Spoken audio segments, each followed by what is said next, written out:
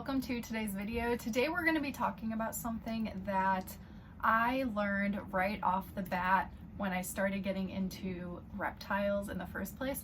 The very first thing that I would always do is go online and look up care guides for reptiles, and I'll still do it now here and there just to look up basic information.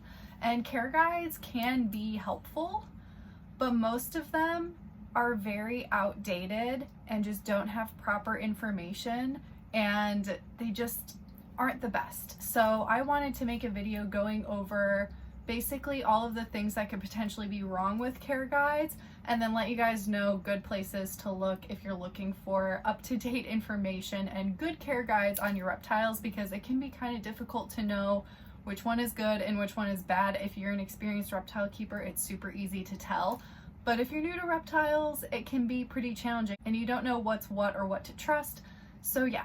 So the number one reason that care sheets can be really bad is that they just have wrong information on them, especially if it is a species of reptile that is not very common in the reptile hobby. You'll notice that when you're looking up care information on animals like that, it is very hard to come by sufficient information. If at all. I've looked up certain species and I literally couldn't find anything on them. So it's kind of a new hobby. We're evolving, we're learning more, we're adding more species as we go, but there isn't always correct information on the internet in general, and it goes the same thing when you're looking up care guides. One of the care guides that I see all the time, I've seen people make videos on it because it's so bad. They're the little care sheets that you'll see at like Petco or PetSmart, which I think it's so cool that they created that to help out and help people learn so they can provide proper care. But unfortunately, a lot of the time the information is not good in them. So that's another one that I would definitely avoid.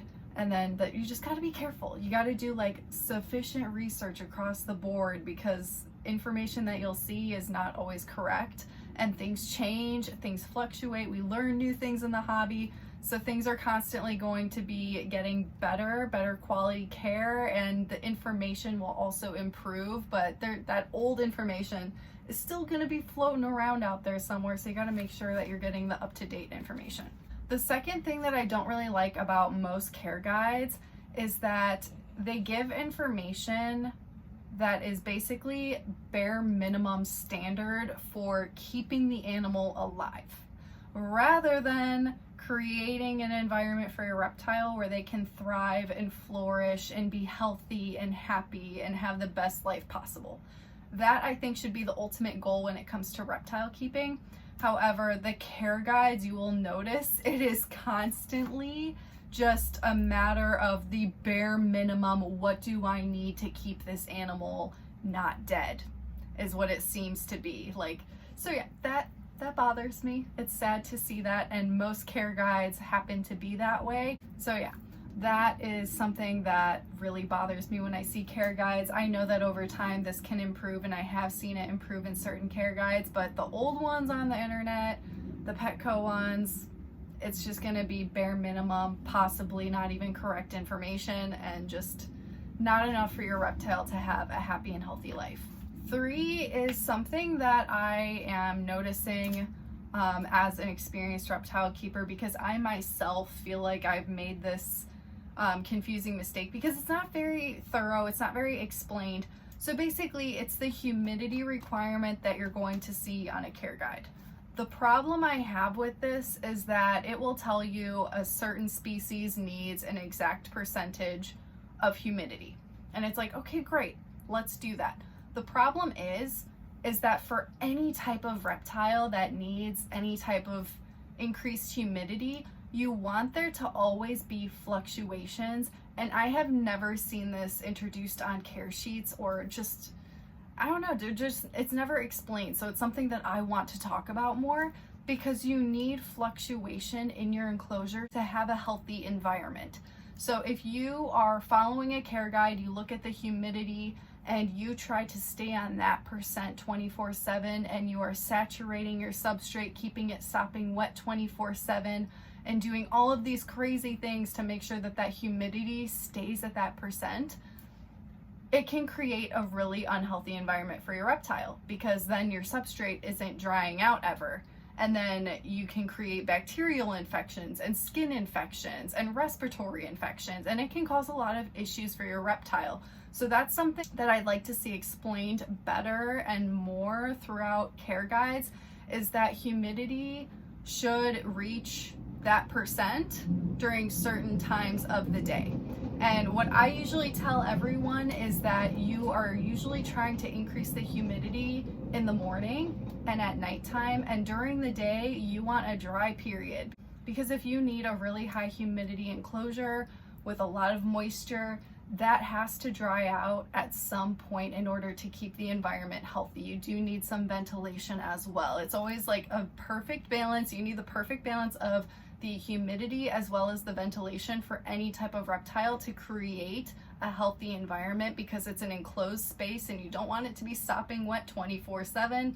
So that's why I think when you see the humidity, it really throws a lot of people off. Some people don't understand it, so then they just don't even bother trying to do it. And then other people go over the top trying to achieve that percentage and keep it at that percentage 100% of the time, and that's also not right.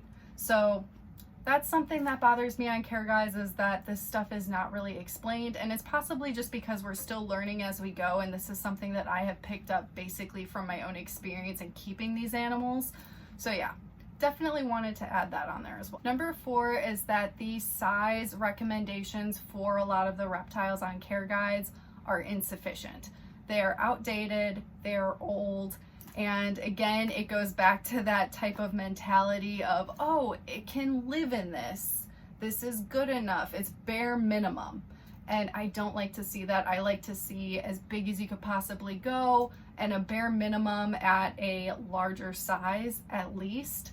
And that's something I really like about Zen Habitats, because they increase the standard for reptile keeping by telling people that we should have minimums that are much larger for reptiles than they were before. The standard has increased, and that increases the welfare of your animal as well, the opportunities for enrichment, and just a happier, healthier life where the animal can thrive. So care guides a lot of the time will have those old, outdated recommendations that are just way too small. So that's why you have to also be very careful about that when looking at care guides. Number 5, on a lot of basic care guides that you will see, there is no section for enrichment.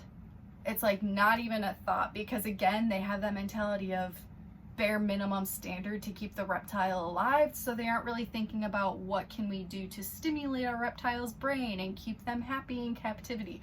So things like enrichment are so important, and I feel like it should be always discussed when looking into research for caring for any type of reptile. And unfortunately, a lot of care guides this doesn't even cross their mind. It's not on there whatsoever. And then unfortunately, a lot of new reptile keepers don't see that, aren't aware of it whatsoever, and they aren't going to explore all of those extra things that they can give their reptile to have a happy life. Number 6, something that I typically don't see on care guides as well, is the general temperament of the species of the reptile you're looking at.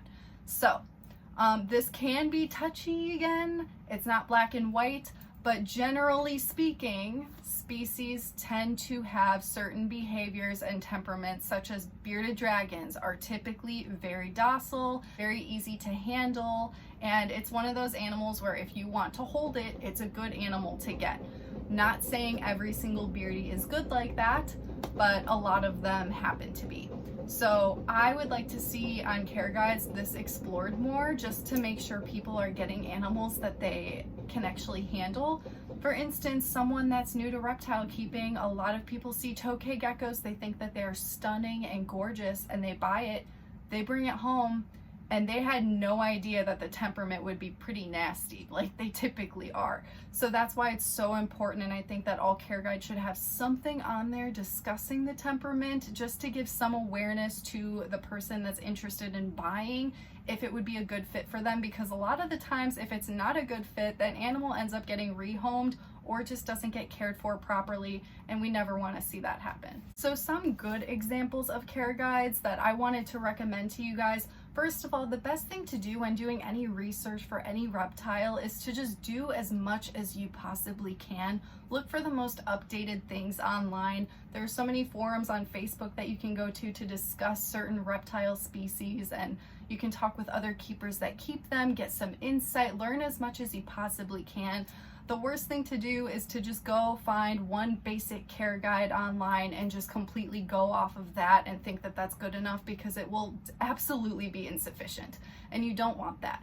So another thing that I really love that I want to recommend to you guys is the care guides on Zen Habitat's website. They have so much on there. They have the care guides, but they also have all of these other articles that have been created by people that really know what they're doing and have a lot of experience and education on these animals, and interviews and so many different things. Like Zen Habitat's website, they have amazing enclosures that you can buy, but they also just have so much educational information on there that you guys can check out for free. So I highly recommend going to Zen Habitats and checking out their care guides and checking out all of the articles that they have to offer, because they have absolutely like the best information that I've ever seen compared to any other care guides that I can find online.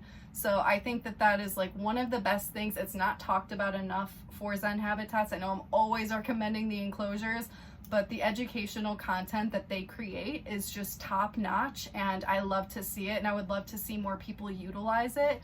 That way they can provide proper care for their animals. So yeah, I hope that this video was helpful. I would love to hear what your guys' thoughts on this are, on care guides and things that you've seen. I've just seen so many nightmare stories where people just like, again, they do those videos where they go to Petco and they're just like crossing off every single thing that's wrong with the care guide.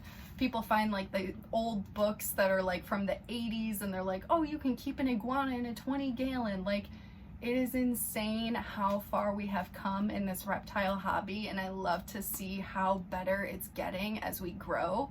And it's gonna keep getting better and better. We just gotta make sure that all of these newbies can get the proper information, so that way all of the animals are getting everything that they need.